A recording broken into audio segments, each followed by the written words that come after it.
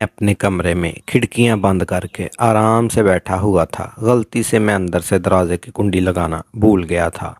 उसी वक्त अचानक मेरी चाची अंदर आ गई। सामने का नज़ारा देखकर वो फौरन भाग गई, लेकिन मैंने अपना काम रोकना सही नहीं समझा।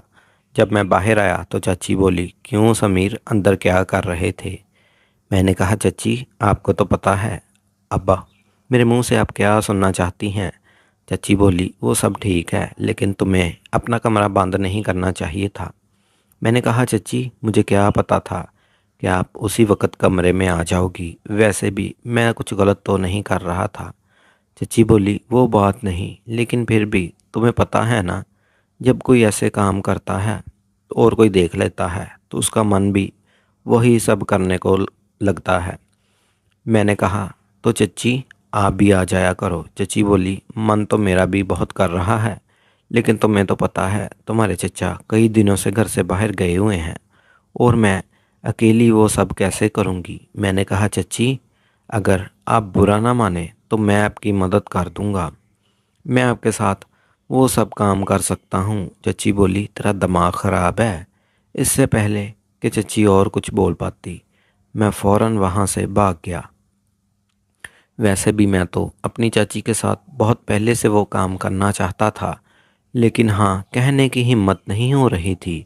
आज चाची ने मुझे देख लिया था तो आज वो बात कहने को सही वक्त आ गया था और माहौल भी था, इसलिए मैंने वो बात कह दी। इससे मुझे एक बात पता चली कि बात कहने का भी एक सही वक्त आता है। इस वक्त बात कर लेनी चाहिए। इस वक्त आपकी बात पूरी होने के बहुत चांस होते हैं। एक दिन चचा और चाची छुपकर काम कर रहे थे। मैंने ये सब करते हुए देख रहा था। मैंने कुछ देर खड़े होकर देखा। मेरे सामने फेस टू फेस एक फ़िल्म चल रही थी। मुझे चचा चाची को देखकर बहुत मज़ा आ रहा था। चचा अपनी सारी जान लगाकर काम कर रहा था। उस वक़्त मेरी शादी नहीं हुई थी। मैं 22 साल का था और मेरी चच्ची बहुत खूबसूरत थी। वो हमेशा मेरे साथ मजाक करती रहती थी। चच्ची और मेरे दरमियान एक अच्छी दोस्ती वाला रिश्ता था। जब चच्ची हमारे घर में नई नई आई थी तो उनमें बहुत घमंड था, और घमंड होना भी चाहिए था क्योंकि वो किसी से कम नहीं थी। चच्ची की ऊंचाई और लंबाई बहुत थी। उनकी आंखें गोल और बड़ी बड़ी थी। जब वो एक साथ मेरी तरफ देखती तो मेरा सीना चीर कर रख देती थी। जब मैं कोई बात करता तो वो मुंह टेढ़ा कर लेती। तब से मैं समझ गया था कि चच्ची में खूबसूरती का घमंड भरा हुआ है। चचा एक प्राइवेट कंपनी में काम करते थे। जहां वो काम करते थे वो हमारे घर से 50 किलोमीटर दूर था। उन्हें वापस आते वक्त आधी रात हो जाती थी। कभी कभी तो वो घर वापस ही नहीं आते थे, वो वहीं रुक जाते थे। अब वहीं रहने का इंतज़ाम कर रहे थे क्योंकि घर रोज़ाना आना जाना बहुत दूर पड़ जाता था। जब चचा जी वापस नहीं आते थे तो चची अपने कमरे में अकेली रहती थी। मैंने चच्ची को कई बार अकेली देखा था और उन्हें देखकर मैंने भी महसूस किया था कि मेरे चचा आधी रात को घर आते हैं, कभी काम करते हैं और कभी नहीं। जितनी चाची को प्यार की ज़रूरत थी चचा उतना ही नहीं देते थे। मुझे पूरी तरह समझ आ चुका था कि चचा चाची को प्यार नहीं दे पा रहे थे। एक दिन सुबह मैंने देखा कि चची बहुत उदास लग रही हैं। मैंने पूछा, चची क्या हुआ, आप उदास लग रही हैं? चची बोली, मेरी तबीयत ठीक नहीं लग रही। मैंने फ़ौरन मेडिकल स्टोर से दवा ला कर दी। दवा खाकर चची अपने कमरे में चली गई। थोड़ी देर बाद मैंने उनका हाल जानने कमरे में जाकर देखा तो उन्हें तेज़ बुखार था। मैंने कहा, चची चचा आज घर नहीं आएंगे? चची बोली, वो दफ्तर का काम कुछ दिनों के लिए बाहर गए हैं। मैंने कहा, अब क्या करूं? चची की तबीयत तो बिगड़ती जा रही है। तब मुझे अपने दोस्त अमान का ख्याल आया, जिसके वाला डॉक्टर थे। मैंने फ़ौरन ईमान को फ़ोन किया, ईमान तुम्हें एक काम करना है। वो बोला, हाँ बताओ। मैंने कहा, जल्दी से अपने वाला साहब को मेरे घर भेज दो, वो मेरी चची की तबीयत बहुत ख़राब है। वो बोला, ठीक है, मैं अभी भेज देता हूँ। थोड़ी देर बाद अमान के वालिद आ गए। उन्होंने चची को इंजेक्शन लगाया और कुछ दवाएं लिख दी। तकरीबन 1 घंटे बाद चच्ची को आराम मिल गया। सुबह जब मैं बाथरूम जा रहा था तो चच्ची ने आवाज़ दी, समीर ज़रा मेरे पास आओ। मैं उनके पास गया तो चच्ची बोली, मुझे माफ़ कर दो। मैंने पूछा, किस बात के लिए? चच्ची बोली, जब से मैं इस घर में आई हूँ एक बार भी तुमसे सीधे मुंह बात नहीं की, और तुम मेरा कितना ख्याल रखते हो ये कल मुझे पता चला जब मेरी तबीयत ख़राब थी। मैंने कहा, चच्ची कोई बात नहीं, मैं तो तुम्हें अपनी ही समझता हूँ। फिर मैंने सोचा कि चच्ची को अपने दिल की बात कह दूँ, यही सही मौका है। लेकिन मैंने सोचा कि अभी बात करना बेवकूफ़ी होगी, क्योंकि चच्ची अभी मेरे साथ बातचीत शुरू कर रही हैं। अगर मैं अभी सब कुछ कह दूंगा तो बहुत जल्दबाजी होगी और चच्ची भी तैयार नहीं होंगी। इसलिए पहले चच्ची का साथ और प्यार बढ़ाना होगा। इसके बाद चच्ची और मेरे दरमियान एक अच्छी दोस्ती हो गई। मैं चच्ची की हर बात मानता, जो काम कहती फ़ौरन कर देता। चाची अब मुझ पर ज़्यादा तवज्जो होने लगी थी। एक दिन चच्ची ने कहा, समीर तुम्हारे चचा तो कभी कभी ही घर आते हैं, तुम रात को मेरे कमरे में आया करो, हम बातें किया करेंगे या इकट्ठे फिल्म देख लिया करेंगे। अकेले में मेरे कमरे में जी नहीं लगता। मैंने दिल में सोचा, चच्ची मुझे इशारा दे रही हैं, अब बात करना और भी आसान हो गया। जब मैं चच्ची के कमरे में गया तो वो भी घर के कामों में मसरूफ़ थी। चच्ची को देखकर मेरा मन मचलने लगा। मैंने मोबाइल पर फिल्म देखना शुरू कर दी। आवाज़ बहुत ऊंची थी और पूरे कमरे में गूंज रही थी। चच्ची का मुंह दरवाजे की तरफ नहीं बल्कि टेढ़ा था, इसलिए बाहर से आने वाले का पता नहीं चल सकता था। मैं फिल्म देखने में मगन था कि अचानक चच्ची ने खंकारा। मैंने मुड़कर देखा तो चच्ची पीछे खड़ी हंस रही थी। मैंने फ़ौरन फिल्म बंद कर दी और घबरा गया। चच्ची ने मेरा कान पकड़कर कहा, क्यों, अब क्यों बंद कर दी, डर गए? मैं हंसते हुए और घबराते हुए बोला, चच्ची डर तो लगता है जब कोई ऐसी फिल्म देखते हुए पकड़ ले। वो बोली, अच्छा, जब मेरे कमरे में फ़िल्म देख रहे थे तो डर नहीं लगा? चच्ची कब आ सकती हैं? मैंने कहा, चच्ची क्या बताऊं, आपके कमरे में पता नहीं क्या, बस जब आना होता है तो मन मचलने लगता है। मैंने चच्ची का हाथ पकड़कर बेड पर बिठा लिया। बुरा तो नहीं मानोगी चच्ची? चच्ची ने कहा, तू कुछ भी कह ले, अब मैं बुरा नहीं मानूंगी।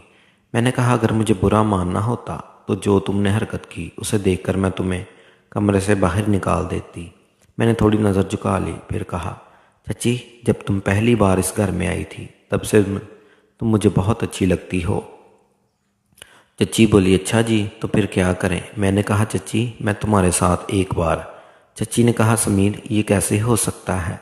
अगर ये बात तुम्हारे चचा को पता चल गई वो तो मुझे नहीं छोड़ेंगे। मैंने कहा, चच्ची हम घर वालों की नज़र से छुप कर काम करेंगे। चच्ची बोली, नहीं मैं तुम्हारे साथ वो सब नहीं करूँगी। मैंने कहा, चच्ची मैं तुम्हें वादा करता हूँ कि हमारी बात घर के तीसरे शख्स को नहीं पता चलेगी। चच्ची बोली, पर समीर मैं तो तुम्हारी चाची हूँ। मैंने कहा, तो क्या हुआ, हम कुछ गलत नहीं कर रहे। चाची ने कहा, तो देख ले, चचा तो आधी रात को घर आता है थका हुआ, कभी कभी वो तुम्हें खुश करता है, कभी नहीं। मुझे चचा जी के बारे में सब पता है, बस तुम खुश रहने की दिखावा करती हो।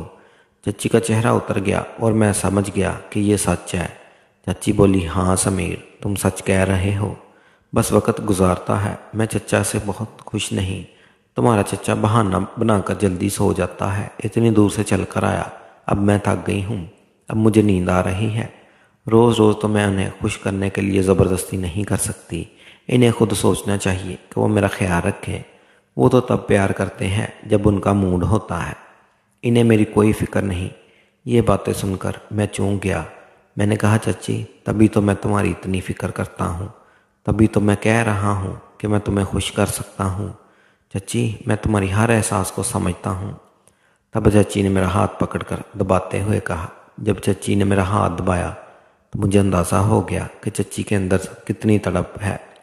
चच्ची बोली, अच्छा समीर तुम इतने एहसासात समझते हो, कितने समझदार हो गए हो, मैंने तो कभी तुम्हारी तरफ ध्यान ही नहीं दिया। मैंने कहा, हाँ चच्ची मैं तुम्हें पूरी तरह समझता हूँ। चच्ची बोली, चल मैं सोच कर बताती हूँ, अब तुम अपने कमरे में जाओ। जिस तरह चच्ची ने मुझे कमरे में भेजा वो मुझे पसंद नहीं आया। मेरा मूड ख़राब हो गया, लगा था कि अब कुछ नहीं हो सकता। अगले दिन सुबह नहा कर बाहर निकला तो चच्ची भी आ गई। वो बोली, आज बड़ा स्मार्ट लग रहा है मेरा समीर। मैंने कुछ नहीं कहा और कमरे में चला गया। मैं चच्ची से नाराज़ था। थोड़ी देर बाद चच्ची मेरे कमरे में आई और बोली, क्या हुआ समीर, तुम मुझसे नाराज़ हो गए हो? मैंने कहा, आप अपने काम से काम रखें, मैं आपसे बात नहीं करना चाहता। फिर मैं बाहर चला गया। शाम को जब घर वापस आया तो देखा चचा जी भी आ चुके हैं। मेरा मूड और भी ख़राब हो गया कि कब मेरा ख्वाब अधूरा रह जाएगा। चचा ने मुझे देखकर कहा, समीर कैसे हो? मैंने कहा, ठीक हूँ चचा। फिर मैं कमरे में चला गया। थोड़ी देर बाद चचा ने मुझे बुलाया और कहा, आओ समीर, खाना खा लो। हम बैठकर खाना खाने लगे। मैं चच्ची की तरफ नज़रें उठा रहा था। चच्ची मुझे देखकर मुस्कुराने लगी और चुप रहने का इशारा करने लगी। चचा ने मुझे पहले खाना लिया और कमरे में चले गए। मैं आहिस्ता आहिस्ता खाना खा रहा था। तब चच्ची मेरे पास आई और बोली, क्या बात है समीर, तुम मुझसे नाराज़ हो? मैंने कहा, हाँ। वो बोली, तो मेरी बात क्यों नहीं समझ रहा? यह गलत है। मैंने कहा, इसमें गलत क्या है? चच्ची बोली, तू अपने कमरे में जा, खाना खाकर सो जा। मैंने कहा, मैं सोऊंगा या जागूंगा, आपको इससे क्या? मैं आज रात छत पर ही बैठा रहूंगा, बिल्कुल नहीं सोऊंगा। ये कहकर मैं कमरे में चला गया। मैंने ठान ली थी कि चाहे कुछ भी हो जाए, एक बार तो मैं अपना ख्वाब पूरा करके ही रहूंगा। जब सब सो गए तो मैंने कमरे का दरवाज़ा ज़ोर से खोला ताकि चच्ची को पता चल जाए कि मैं छत पर जा रहा हूँ। फिर मैं छत पर चला गया। वहाँ 2 मिनट बैठा ही था कि मुझे पायल की आवाज़ सुनाई दी। पीछे मुड़कर देखा तो चच्ची छत पर आ रही थी। वो मेरे पास आकर बैठ गई और बोली, तू पागल हो गया है? इतनी रात को यहाँ छत पर क्या कर रहा है? मैंने कहा, मेरी मर्जी, मैं वही करूँगा जो चाहूँगा, आप नीचे जाएं। चच्ची ने मेरा हाथ पकड़कर अपने हाथों में लिया और बोली, समीर, अंदर से तो मैं भी तेरे साथ हूँ, पर अब हम वो काम नहीं कर रहे।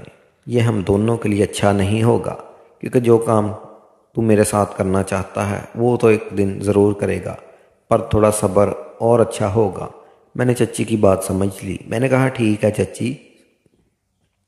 सुबह चचा ने कहा, समीर, मेरी बात गौर से सुनो। मैंने कहा, हाँ बताइए। चचा बोला, मैं तुम दोनों को एक बात बताने आया हूँ। मैं अब दोबारा वापस नहीं आऊँगा। मैं कंपनी के काम से बाहर जा रहा हूँ। तकरीबन 6 माह बाद ही वापस आऊँगा। मैंने कहा, अच्छा चच्ची जी? चचा बोला, हाँ, और अब इसके घर की जिम्मेदारी तेरी है, तू अपनी चच्ची का भी ख्याल रखना। मैंने कहा, चचा जी आप बेफिक्र रहें, मैं इस घर की जिम्मेदारी संभाल लूँगा। और रही बात चच्ची की, तो चच्ची का मैं बहुत ख्याल रखूँगा, आप परेशान ना हो। चचा ने कहा, अब से 1 घंटे बाद मेरी ट्रेन है। फिर मैं चचा को स्टेशन छोड़ने गया। जब घर वापस आया तो चच्ची का मूड बिगड़ा हुआ था।